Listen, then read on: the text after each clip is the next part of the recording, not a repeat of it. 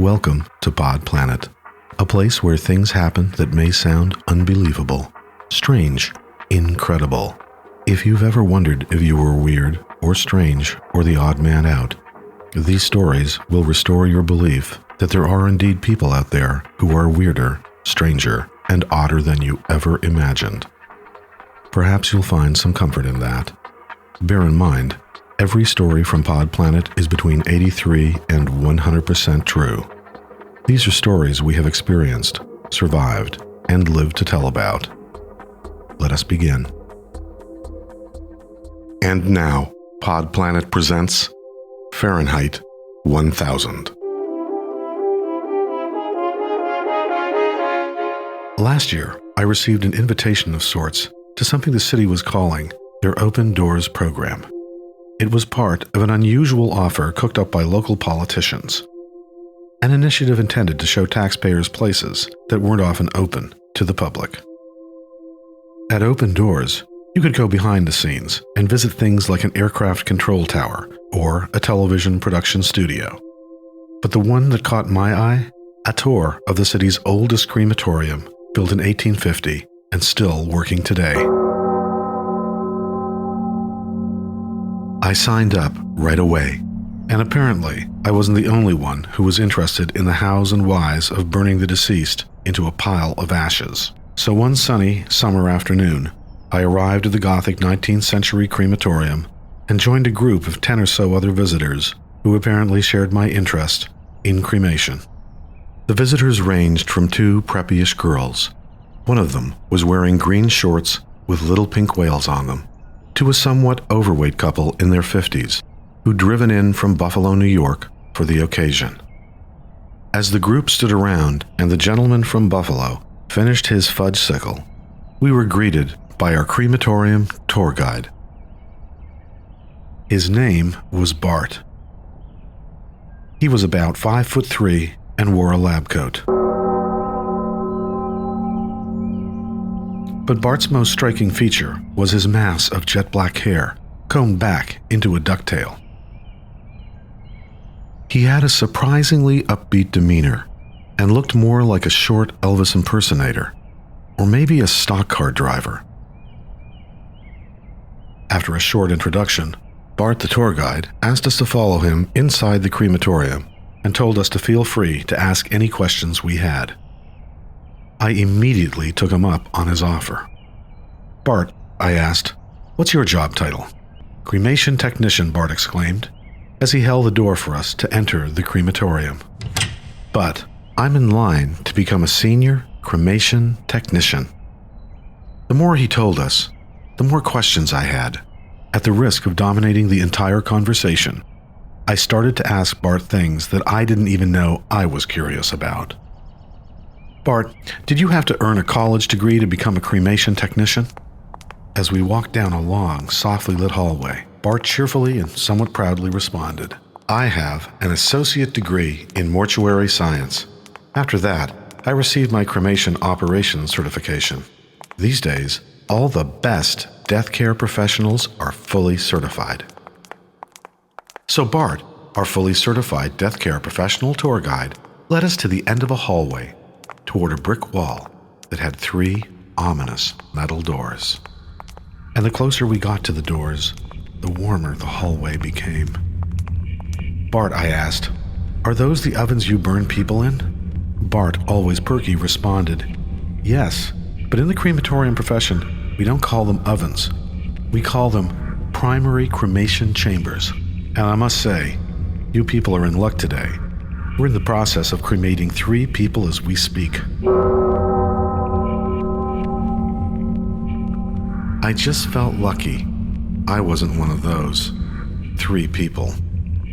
Finally, someone else, the girl in the whale shorts, asked a question. "Bart, wait, do you mean to, say you're, burning people right now?" "Well, yes. We get bodies in here every day, and they need to be cremated, to make room for the next shipment." Of course, this was my opening to hop back into the conversation.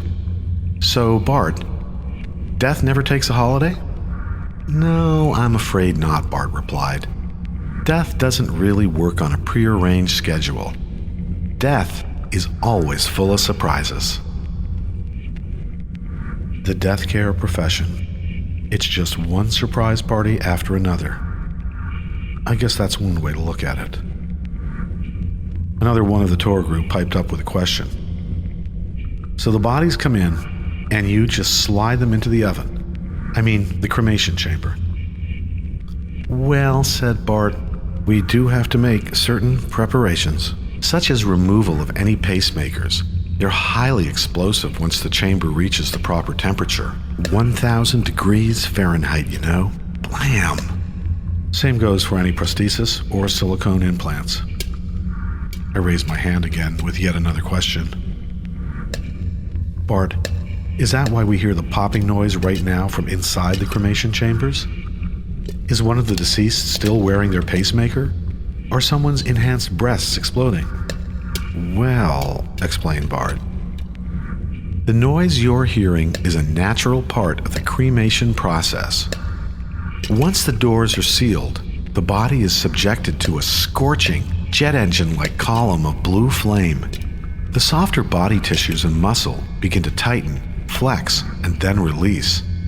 And that's the popping sound you're hearing.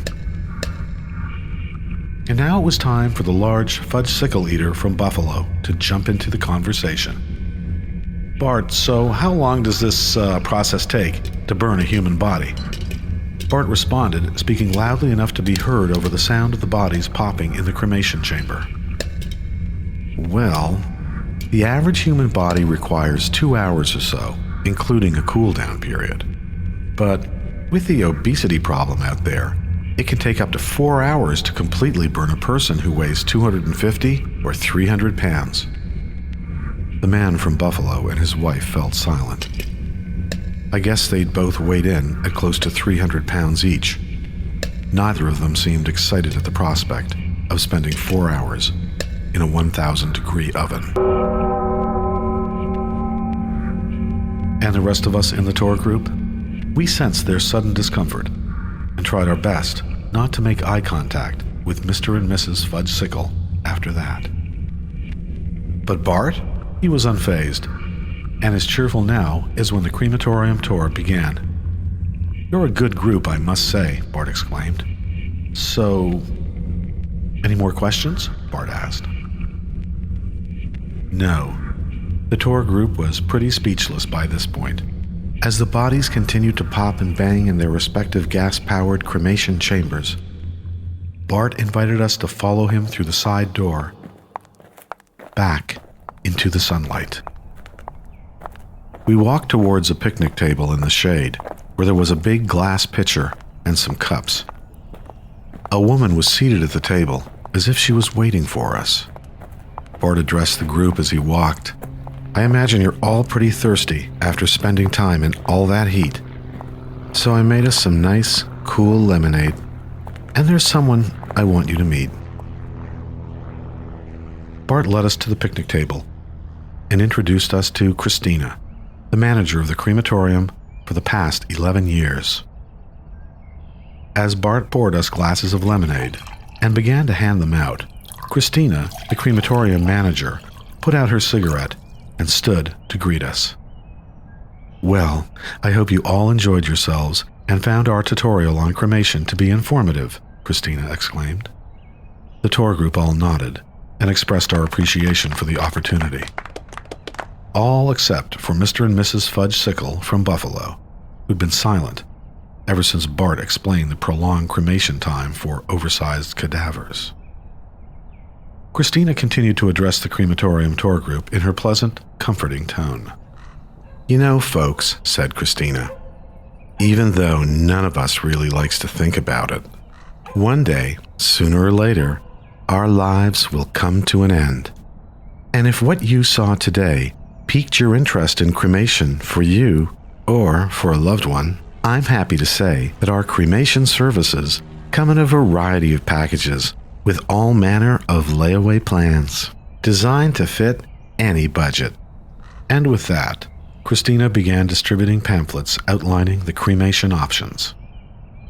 We members of the tour group stood holding our cups of lemonade dutifully browsed our cremation pamphlets and exchanged glances of disbelief. This tour ended with a sales pitch? Seriously? It was as if Christina was selling us timeshares for a condo in Boca Raton or Puerto Vallarta. Christina continued. So, when that time comes, friends, I want you to rest assured that no other crematorium service in the tri-state area can match our experience and know-how. For your convenience, I've stapled my business card to the back page of your pamphlet, and it includes my mobile phone number and my email address. I also put my Twitter feed. Look for us on Instagram, Facebook, and even Tinder. Bart chimed in. That's right, folks. We're here to address your death care needs 24/7. So unless there are any more questions, can I get anyone a refill on their lemonade? I looked down at my cup as an ash floated down from above and landed in my drink. No, Bart. I think one cup of your lemonade was going to do it for me.